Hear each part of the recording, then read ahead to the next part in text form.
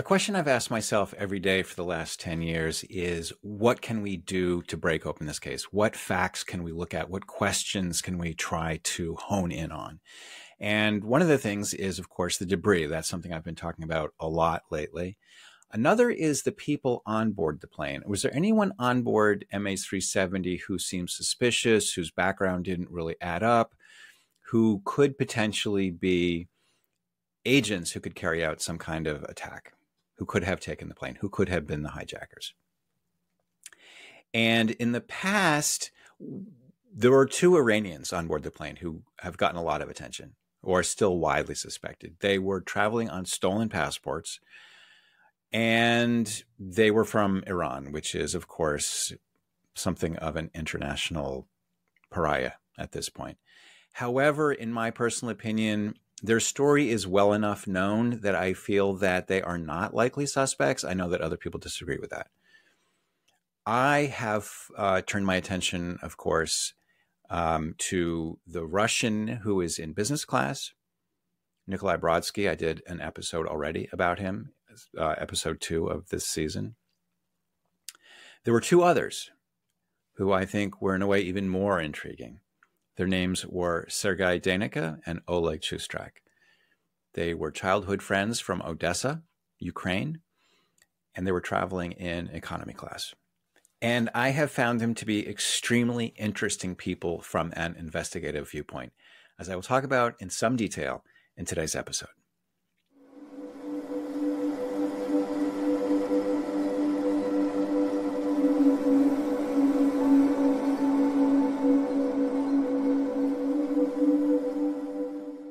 Hi, everybody. Jeff Wise back with you for episode 20 of Finding MH370.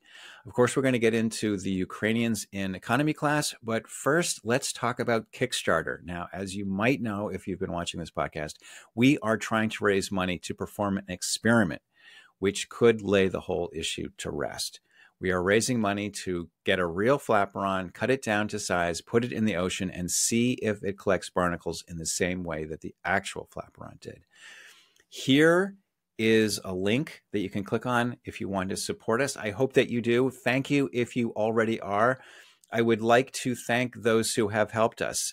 We are now in day 3. We have raised $1,330 as I speak. I'm actually recording this on Thursday. We started on Tuesday. I would like to read the names of the people who have helped us.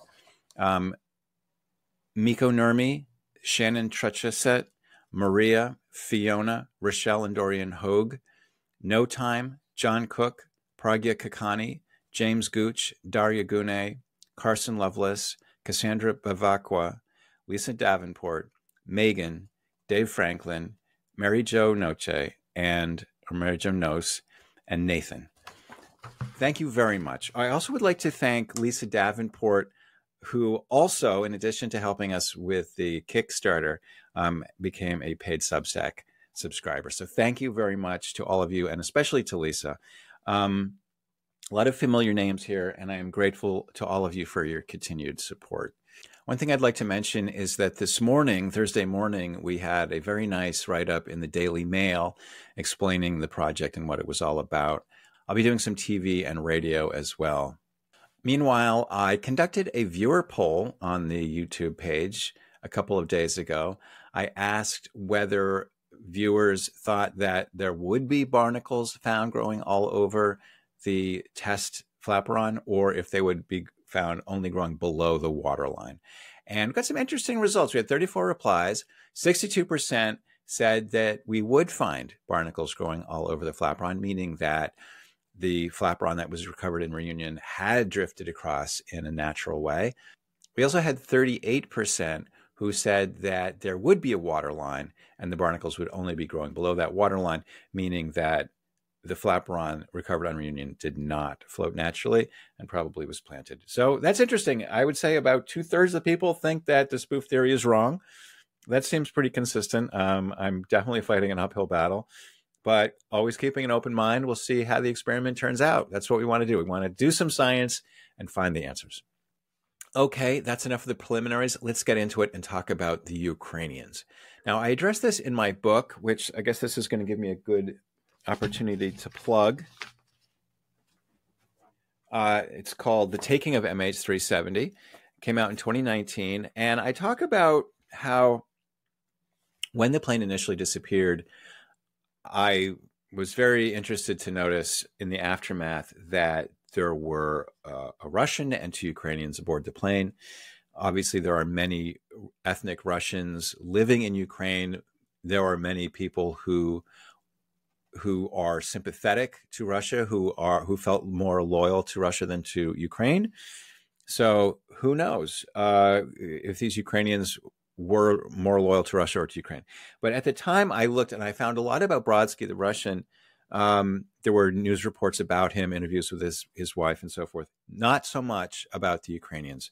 And so what I was able to find was some social media posts that they had put up. Curiously, they had Google Plus. At the time, that was more popular than it is now. You hardly even hear people talk about Google Plus anymore, but they had created accounts for themselves. They didn't have much information beyond photographs. And Deineka's page listed his employer as an Odessa furniture company, Nika Meeble. You'll hear a lot more about Nika Meeble. The company sold upholstered furniture online, but it didn't have a physical address, didn't have any landline, just cell phones. The furniture on offer was cash on delivery. So you would call them up on a cell phone and they would deliver furniture to you and you would pay them cash. Now, that sounds a little sketchy to me. I was assured by many Ukrainians that actually was not that unusual a way to do business. But it does sort of raise the question of, was this a real company? The website had been registered in 2011. It had only been active. It only had a web page to that site mid-2013. So only a matter of months before the plane disappeared had this website gone active and was actually selling furniture or had furniture listed. So I had translators. I hired some people to make some inquiries for me. One of them called Nika Meeble. The man who answered said that neither Chustrak nor Deineka worked for the company, and he said he knew nothing about them. A second translator visited Chustrak's apartment. Chustrak's father answered. This man later died. He seemed a little confused. I think he was demented already at that time. He did say that Oleg worked for Nika Meeble. A third translator then called the company and was told that Oleg Chustrak once worked there, but his son still did. The translator then called Chustrak's son, but he refused to talk to us. He referred us actually to the lawyer, and the lawyer also refused to talk to us. So it was kind of a dead end at first. There were a fair number of pictures. There was a web presence, but the web presence seemed not very deep. And so it did cause me to wonder if these guys were on the up and up. I reached out to an organization called the OCCR, which is the Organized Crime and Corruption Reporting Project. And they helped me get into the business listings of Nika Meeble. And it turns out that in Ukraine, businesses or the business records are much more open than they are in either the UK or the US. You can find out a lot of information about who's behind a company, who the officers are, the revenue, and so forth. And it turned out that on paper, Nika Meeble was a failure. They had revenues in the matter of several thousands of dollars per year. And yet, when Chustrak and Deineka's family joined a lawsuit against Malaysia Airlines in 2016, the lawyer for these men said that they had each been earning $2 million per year. Now, the pictures that I had been able to find online suggested that these guys had lived at least a fairly comfortable lifestyle. There were pictures of them scuba diving in the Red Sea, eating out al fresco in Istanbul and posing poolside in Egypt. And they both seemed like stout, hardy, healthy, bulky men. And so it seemed that the idea that they might have been earning $2 million a year was not implausible. I reached out to Olga Lautman, and at the time, now Olga was just on the show a couple episodes ago, but the first time I talked to her was back soon after the plane disappeared, and I don't know how much you mentioned it in that recent episode, but one of the things that she looks at a lot is organized crime. And so she said, when I described the operation of Nika Meeble, Olga said, it smells like a front company 100%. No one in Ukraine makes $4 million a year off of furniture. She told me about how Odessa is notorious in Europe as a smuggling, organized crime, nefarious deeds. There's heavy mob activity. The mayor of Odessa at that time had himself been linked to organized crime. So it's a fairly shadowy, shady parts of Odessa. And I was actually able to track down a former high school classmate of the two men through social media. And they had all gone together to this automotive high school in Odessa. He told me that they weren't particularly good students. Their interest was chasing girls. So you get this picture of these guys who were, buddies. They're regular guys. They weren't perhaps the most intellectual. After school, they were conscripted into the Soviet army. I don't know too much about what they did in the Soviet army. One of his social media pages, Deineka linked to a tank regiment that had served in Hungary. I don't know anything at all about Chustrak. So one of the things that really intrigued me about these two guys was that in the years that followed their disappearance, they remained legally alive in Ukraine. And not only that, but they remained the owners of Nika Meeble. And the company continued to exist. It actually expanded to a certain extent. When they disappeared, it was only online. And in the years that followed, or actually soon after they disappeared, it expanded into a kind of retail warehouse, you might say, where there's multiple retail outlets, multiple brands selling alongside each other under a single roof. And they had an area in there. I asked, again, researchers on my behalf to go and ask there. And when people tried to buy furniture there, they were told that Chustrak and Deineka had nothing to do with the company.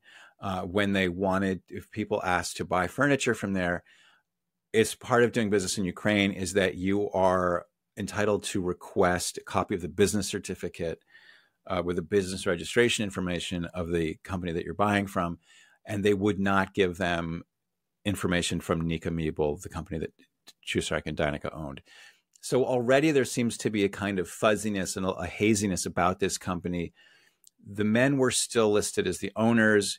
Eventually, they were declared dead, and their ownership was transferred to Oleg Chustrak's wife and to Sergei Deineka's daughter. But until that time, for a long time, the company was on paper owned by these men. And business decisions that could only be made by these men continued to be made, like changes in the capital of the company and so forth. So was this done incorrectly? Were these men somehow still alive and able to continue to operate their business while only pretending to be dead? That was what I was wondering. And there were some things that made me additionally suspicious. And I have written about these before. I looked at, so Oleg Chustrak's family was very quiet. They didn't have much of a social media presence, and they also didn't really talk to the press. I haven't really been able to learn much about them at all. Sergei Deineka's family was also didn't really like to talk to the press, but his daughter, whose name was Liza, Elizabeth, she posted a lot on Instagram. And some of the things she posted I found really intriguing. Soon after her father disappeared, she posted a picture of herself. So this was after the prime minister had essentially said that all of these people we know that from the signals from Inmarsat that the plane had gone into the southern Indian Ocean, therefore they must all be dead. So 11 days after the prime minister of Malaysia essentially declared her father dead, she posted a picture of her with him saying, "Happy birthday, Daddy." And several friends added comments with their well wishes. With the birthday boy, one wrote, "Thank you." She replied, another wrote, with the birthday boy, "Let everything always be good for him." Followed by a string of emojis, a blushing, smiling face, a gift wrapped with a bow, a noisemaker, confetti, toy balloon, a bow. "Thank you," Liza responded with a kissy-faced emoji. That tone struck me as odd, but perhaps I was in, a kind of suspicious frame of mind. Looking back on it now, I can see how she was just maybe trying to maintain a brave face. But there were other things that caused me to wonder. Oh, let me say this, though. So I reached out back to Olga Lautman, and I said to her, "Does this seem funny to you that people, this guy's essentially just been declared dead and people are sending smiley faces and balloons?" Olga wrote, "To put balloons after someone just died, that's not normal, even in Russian culture." So Liza also had frequented another social media website called Sprashivai, which is the Russian word for ask. And on Sprashivai, you basically can ask questions to people anonymously, and they will answer you. And there was a lot of activity where people would say, like, "How are you?" And she would say, "Fine." "What are you doing on Saturday?" And she might answer, she might not. But so in the year after MH370 vanished, Liza, who was 16 at the time, answered some questions about her life, but some seemed to relate to her father. On August 17th, someone wrote, "What about your dad, if not secret? Does he live with you?" And she answered, "My dad is temporarily on an unscheduled trip." September 4th, someone wrote, "Forgive the question, but what about your father?" She answered, "Alive, healthy." And, who knows what was going through her head at the time. Honestly,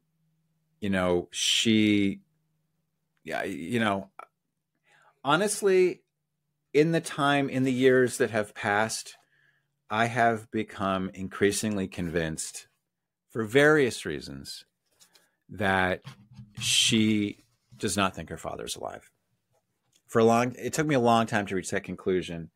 I actually went to Odessa, and with the help of a researcher, this woman contacted Liza, had conversation with her, came away profoundly convinced that Liza really did not think that her father was alive, and that she maintained hopes that he was alive, but she didn't think that he was. A British journalist some years ago actually reached out to Liza directly and asked her about my questions that I had raised. And she said basically that she did not appreciate that I had speculated about her father. And she said that there was no evidence of his death. She used a word in Russian that actually can be translated as proof or evidence. She basically just has no idea what happened to her father. And I think that's sincere. And so the idea that had sort of run through my mind that he was maybe still alive somewhere and in contact with the family, and that if I asked the clever enough questions, they would sort of admit that he was actually alive, and then the whole case would be solved. That was not correct. That I think I have disproved to my own satisfaction. Now, does that mean that Sergei Deineka and Oleg Chustrak actually were involved in the case, were actually agents? I don't know. I don't know. But let me tell you what I have found out about them, which is that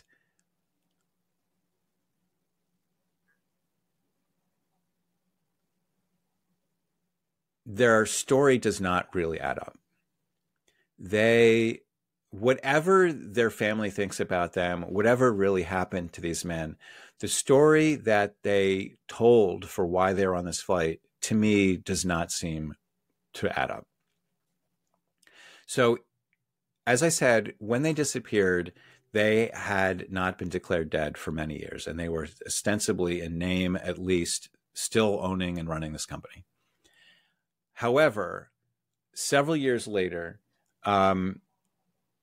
Oleg Chustrak's wife filed to have him declared legally dead.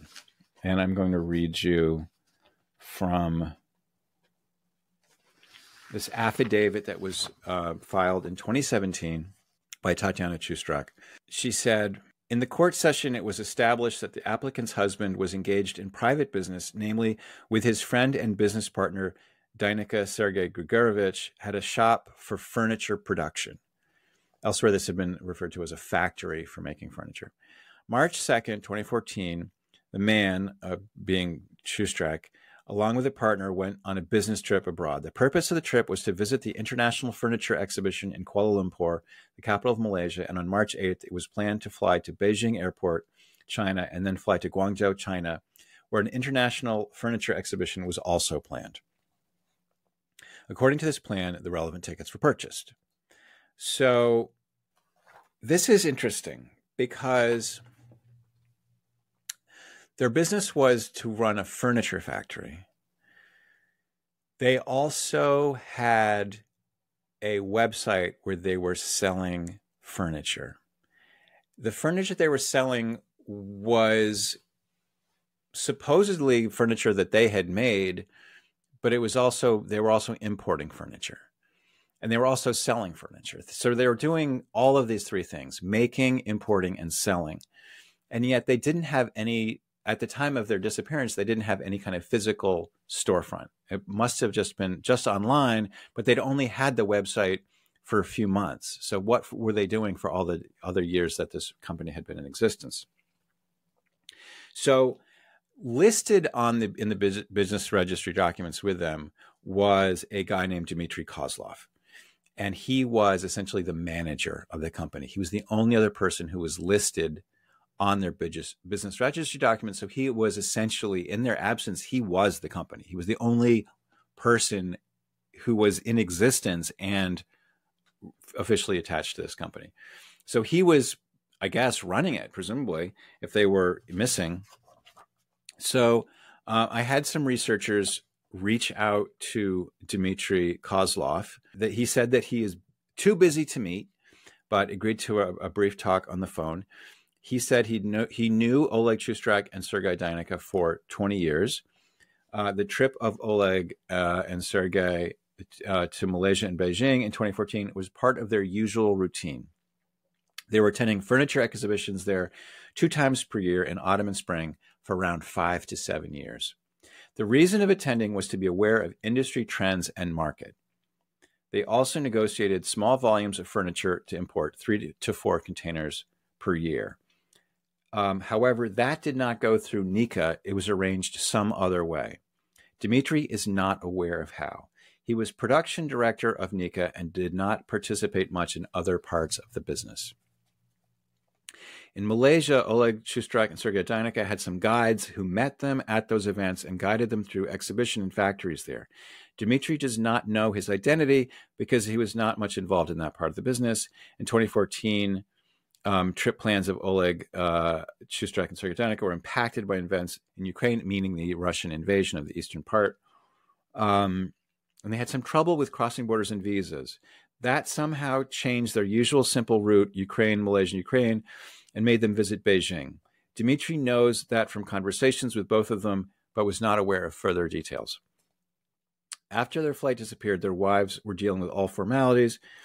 Dmitry remembers they showing him video of boarding provided Malaysia Airlines.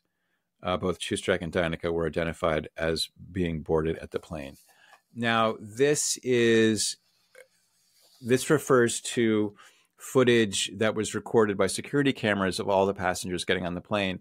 It's interesting to note that when I've never actually seen that video footage, but Florence Deshangi, who of course was also appeared in the Netflix documentary, has a theory that I have criticized, but I do think she is a pretty talented reporter.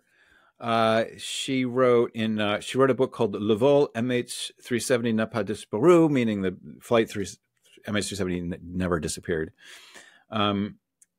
She describes this security footage, and she writes, in the last minutes before the plane boarded, clearly more energetic than their fellow travelers, with their Navy SEAL physiques clad in form-fitting black T-shirts, each carried a big carry-on bag that they tossed on the scanner conveyor belt with practiced ease. Among all the passengers to board this flight, if you had to pick out two hijackers, the Ukrainians would be the only ones to fit this stereotype: age, physical condition, appearance, attitude. So this was the story that Kozlov, who was essentially running the business in their absence, told researchers who I had hired to ask him about this. And I found it somewhat curious that his story did not really add up. I found it curious that if this was a company that was essentially engaged in importing and selling furniture, he didn't know anything about the importing part. So what wasn't he telling us? Now the thing about reporting, it's obviously great to get answers when you do reporting, but the other benefit is that it gives you further angles of attack, because what can we do to check what he's saying? Is what he's telling us true? What that he has told us can we try to verify? And one of the things was he had claimed that they had some kind of visa problems, and that's why they took this route through. Instead of going straight to Guangzhou, they were going through Beijing to Guangzhou. And I've likened this to going to Chicago from New York by first going to LA and then going to Chicago. You're going a long way in the wrong direction. Why would you do that? And if the claim was that China had changed its visa rules, and so they had to go to a different city, I looked into it, and that actually turns out not to be true. You could go to Guangzhou, you could go to Beijing without a visa. There was a trade show. There actually was a trade show in Kuala Lumpur, a furniture trade show in Kuala Lumpur, the week before MH370 disappeared. So it flew out on a Friday night. The trade show actually continued another day. So if they were traveling to two trade shows, they skipped out on the last day of the first one. That's not that impossible to believe. But then they had 10 days to kill, and they flew to Beijing. Instead of flying home for a week, they flew to Beijing, and then 10 days would have elapsed before they continued on to Guangzhou. I found that, again, not impossible to imagine, but it seemed a little bit a funny way to go about it. And the answers that Kozlov and Tatiana Chustrak had put forward didn't seem that satisfying to me. So another possible way to check all of this is that if these guys were indeed importing furniture on a regular basis, doing it twice a year for 5 years, importing 3 to 4 container loads of furniture every year, every trip, then you would expect that there would be some records of this. Researchers looked into it. They wrote back, we source export and import information from customs statistics. Our information for 2013 and 2014 is incomplete due to customs reformation, but analysts stated that there was no import or export operations for subject neither in first 6 months of 2013 nor in first 9 of 2014. They pointed out that actually there might be an explanation for this, that they might be hiring another firm to carry out the importation. But again, in looking for confirmation that this is what they were actually doing, I didn't get any. So So according to the Ukrainian Business Registry, Chustrak and Deineka did not have any other business apart from Nika Meeble. Their web store only came online in mid-2013. At the time of their disappearance, Nika did not have a physical retail location, didn't have a landline. So who were they selling these container loads of furniture to? Apparently, there is a certain kind of documentation or certificate that you need to have in order to sell things to other companies, not to the end consumer. They did not have that certification. So somehow they were producing, importing, and selling all this furniture without leaving any kind of visible footprint. And I just could not understand that. So I turned to a man named Amelin Sviatoslav, who is a successful Ukrainian furniture entrepreneur who really we know, actually does have a real furniture factory and website. He has the kind of footprint that you would expect any legitimate, actually operating company to have. And because he is a legitimate businessman, he agreed to talk to me, which was great. I appreciate him doing that. Because when I had my researchers reach out to other people who were listed, furniture companies that were listed as doing business with Nika Meeble, nobody would talk to us. When I went to the factory, the retail sort of warehouse place where other companies were also selling furniture, nobody would talk to us. And Amelin Sviatoslav was a very nice change of pace after all that refusal to talk. He was very open and happy to talk, being an up and up businessman that he is. So I asked him, would you have any speculation as to what type of customer their factory might have been making furniture for? I sent him pictures of what their furniture looked like. He answered, and I said, might they have been making furniture for before they started selling directly to the public? He answered, in fact, 95% of Ukrainian furniture, of the Ukrainian furniture market is offline. The customers of these small shops are mostly people who live within walking distance of the store. Only big players like Mebelok.com, his company, can sell furniture over the internet throughout Ukraine. Small operators cannot now compete with big players on the internet. Therefore, companies such as Nika rent a small area in a local furniture shopping center, that's what I'm talking about, and are waiting for their client. So, also, judging by the fact that this company had its VAT payer certificate revoked in 1999, they worked with individuals, not with companies. That's the certification I was talking about. So basically, a person who is in the exact part of the Ukrainian furniture market that Chustrak and Deineka were supposedly in said that their company didn't make any sense. Their alleged business didn't really add up. So I asked him his overall impression of Nika Meeble. He wrote, unfortunately, it was not possible to find out any detailed information about this company. Neither our suppliers nor colleagues from the Association of Furniture Manufacturers of Ukraine have been working with this company. So, again,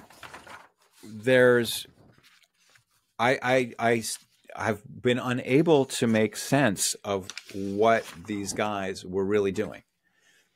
It seemed that they were very small time in the sense that they could not have been moving a even moderate amount of furniture through legitimate retail channels to normal paying customers at all, let alone to the tune of $2 million a year each. There was clearly something that didn't add up. And of course, my mind, being that I was suspicious of these people for reasons that I think are obvious to anyone who's been watching this podcast,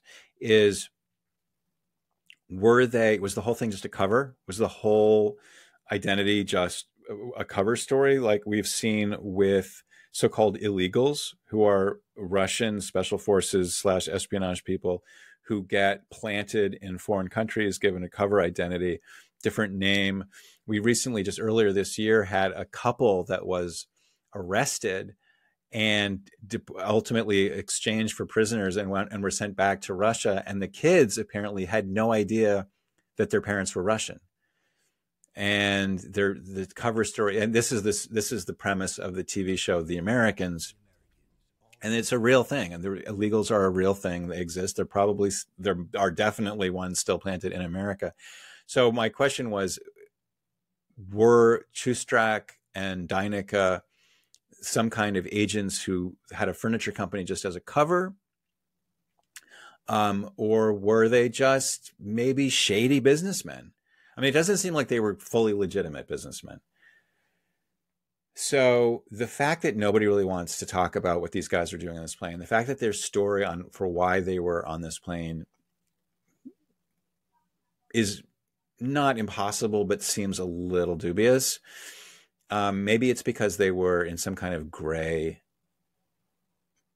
Again, as Olga Lautman said, Odessa is famous for organized crime activity.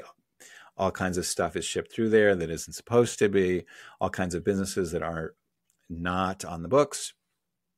And so for years, I've been racking my brain trying to think, how can I figure out what these guys were really doing? And one idea I came up with is, what if I use a company like Upwork, which is a site that lets you hire people for, relatively small amounts of money to do very specific assigned tasks. What if I hired local people in Odessa to sniff around, ask questions? So I hired a number of different people and I asked them to sniff around, and most of them kind of came up blank. They did some things that my translators and researchers had done earlier, which is call up businesses that Nika had supposedly done business with, and they would call them and the people would say, we don't want to talk to you. Simple as that. We don't want to talk to you. I did get one guy who came up with a different answer. He told me that a father of a friend of his actually knew Sergei and Oleg and had worked with them. And this was incredible to me. I thought what are the odds? But so I asked him if he could ask this guy some more questions. And this is what he wrote back to me. He said, my friend's father, Oleg and Sergei, got to know each other in 1998 when they were all exporting goods in the 7th kilometer. Okay, so let me tell you a little bit about what the 7th kilometer is. After the fall of the Soviet Union, obviously the whole planned economy thing, communism, hadn't really worked out. And you had all kinds of black market, things popping up. And the 7th kilometer is an area outside of town in Odessa, near the airport, where stuff that kind of quote unquote fell off of trucks, stuff that had been imported illegally, black market stuff, was traded. It was kind of a black market. And I went to the former Soviet Union in 1992. I went to Vladivostok, and you would see just all over the place people selling stuff in an extremely informal way. Just might be some cardboard laid on the ground or like an egg crate or something. And so it's very easy to understand that after the fall of the kind of Soviet economic order, all sorts of impromptu economic accommodations were springing up. Some of them were quite shady. Some of them had deep ties to organized crime. And so that's what the 7th kilometer was, one of these kind of gray market selling places where people would kind of roll up with all kinds of things that had no paperwork, or, it was all very unofficial, as you get what I'm saying. Anyway, so this friend's father, who got to know Chustrak and Deineka, he doesn't, so this person I hired asked him, he said he doesn't know whether they started working there together, but he knows they began selling wares there back in 1989 when the market was founded and Ukraine was still part of the USSR. He said they started importing and selling clothes from Tunisia, China, and Turkey because it was relatively cheap yet profitable. At first, they were doing all the traveling and buying themselves, but with maritime specialties becoming more popular and relevant in Ukraine, especially in Odessa, they were doing it via connections in ports and seafarers who were their friends. It was all quite illegal, of course. He told me that the materials for the furniture were mainly imported from Turkey and Italy via shipping containers. Some of the, quote, imported furniture was not imported, but rather assembled and sold in Ukraine. Aha, this actually kind of answered some of my questions. So how come these guys were importing furniture and making furniture? Because they were doing both. Maybe they were importing parts and assembling it, like IKEA, basically. All right, so assembled and sold in Ukraine. Unfortunately, he doesn't know the locations of their business apart from the market. Now it's starting to come together. These guys were involved in some gray market activity. This is why they didn't have a store. This is why they didn't have their official business income was like thousands of dollars instead of the 2 million that their lawyer said. It was all off the books. It was all gray market. So I asked this person, would your friend's father be willing to be interviewed? And this was the answer. I actually asked him if he would be willing to give any info to you personally, but as expected, he refused. You see, he's the kind of person who lives by the saying, better safe than sorry. He even lives in a house with no address. All of this safety and paranoia is caused by his 90s affairs and racketeering, and to this day, he prefers to do most business via third parties. Okay. So I think after all of this, after all these years of racking my brains and trying to reach out and hiring so many different investigators and translators and pouring through business records and documents, it doesn't add up. But the reason it doesn't add up makes sense, which is that these guys were dealing with illegal stuff. And I'm sorry, listen, let me address something right now. I am speculating about people who have disappeared and they have loved ones who are alive and who miss them. And it might be seen as insensitive of me to be publicly in a public forum talking about these guys and what they were doing. And that is fair. These people have a certain expectation of privacy. But the fact is that this is the greatest mystery in aviation history. We need to know what happened to this plane. The family members of these people have not been forthright with questions. They have answered some questions, but the nature of these guys' presence on this plane does not really add up. And unfortunately, that raises questions that don't have, I don't think, some really pleasant answers. There's two possibilities with these guys. They might have been involved with the hijack, and that's why everything is so very dicey sounding, or they might have just been up to no good of a different kind altogether. I don't know what they were doing on the plane. However, it doesn't ultimately matter in the sense that whether this plane was hijacked by its pilot or by somebody on board who accessed the electronics bay, those are the only two possibilities.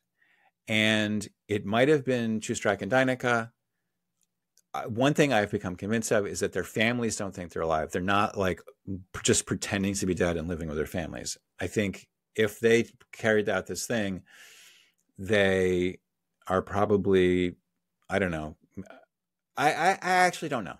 I don't really know to this day. And I don't think I probably ever will. It's a deeply strange case. They have really occupied my attention and imagination for a very long time. And they might be completely innocent of any involvement in MH370. However, when I think about who I am most suspicious of, my thoughts keep going back to them. Now, remember, when we talked about illegals, almost anybody on this plane could have been carrying a false identity. They might have been agents. We just don't know. If this was hijacked by a third party, aka Russia, it was such a high value operation. It was so elaborate and so complicated that really top-notch assets would have been committed. And would they have had a better cover story?